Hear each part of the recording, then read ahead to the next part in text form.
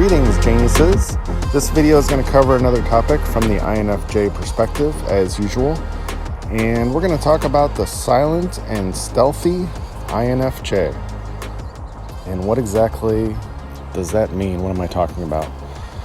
Well, the INFJs are known for being introverts, of course, but that combined with our extroverted sensing and intuition, we tend to be very good at observing from a distance or just silently, even if we're in the same room. And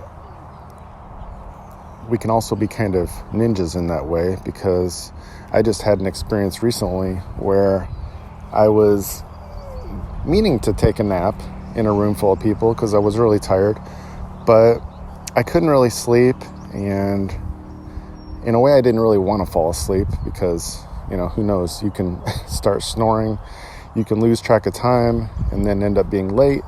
So I was just kind of resting my eyes, and I was listening to the conversation in the room, and there were several times that I almost wanted to awaken and chime in because I knew the answer to the question or I had some valuable insight, but I just didn't bother because I didn't feel like it was necessary, or it would just turn into a longer conversation where I would be trying to convince them of my opinion on something. And of course, there's a lot of people who wouldn't just sit there and listen and keep their opinion silent. But as far as being silent and stealthy, I tend to wait for the right moment to strike. And it doesn't matter if we're talking about a good thing or a bad thing, because I've done my share of both in my life, responding to people or whatever the case may be. But we tend to be a little bit ninja when we want to, and I would say most of the time it's for the right reasons. It's to not create arguments or discourse or any sort of problem. But sometimes we're just doing it to observe, and it's very entertaining to us because we're always connecting the dots in what we see and in our environment. And as I often hang out with my dog a couple times a day when we go out into the neighborhood and get out in nature some,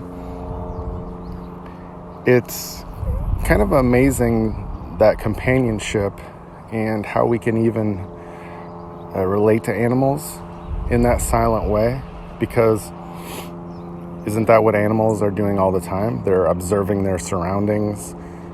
They're not communicating in words, but yet you can communicate with them silently and on an emotional sort of instinct level. And so that's one of those reasons why you could have a group of people together and you'd have the INFJ focusing completely on the pet in the room and totally happy with that, because it almost keeps us more grounded to what's real and away from the petty conversations or small talk or whatever it may be. But it's just such a natural thing for us to do, and similar in the way that we could do the same thing where we're just drawn to hanging out with kids and being silly with them or playing with them. When there's a group of people, a group of adults and children, and we might just go into silly kid mode and play around because it's just so natural and there's no judgment there. Kids don't judge the way adults do, and they're just more authentic. And that's even true even if they're not the nicest kid in the world. Maybe they have some smart alecky things to say, but there's still that authenticity and that you can even respond to them authentically without it becoming some big dramatic thing. So there's a few reasons right there why we're just drawn to animals and kids as far as just playing around and having fun, it being a relaxing thing and a sort of decompression tool, especially when amongst a crowd.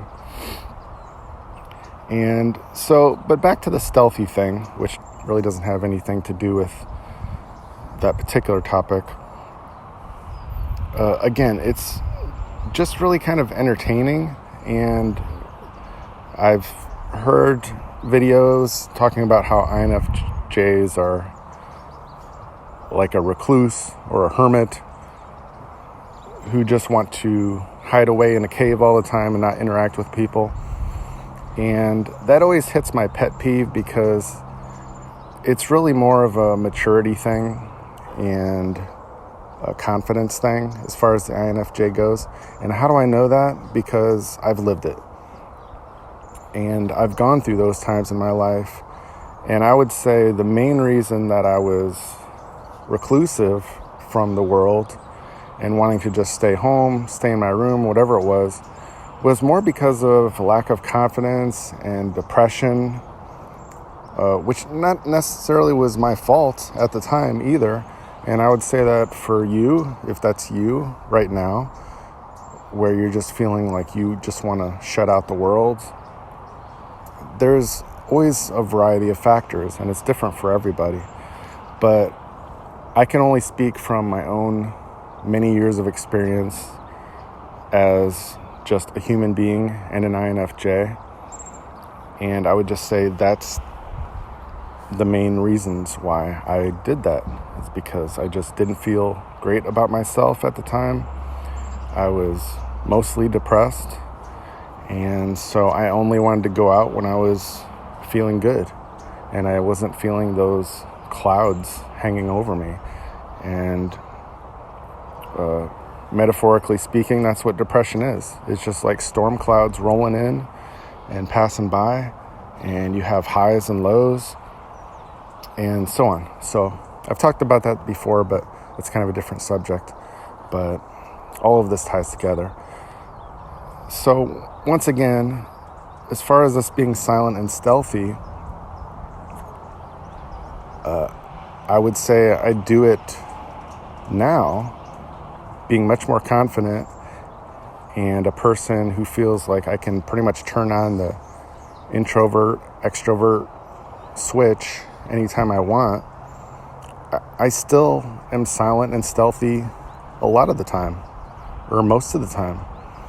And it's by choice, and it's because I prefer to observe the environment thoroughly, and I mostly only want to speak when I have something real to say, something important.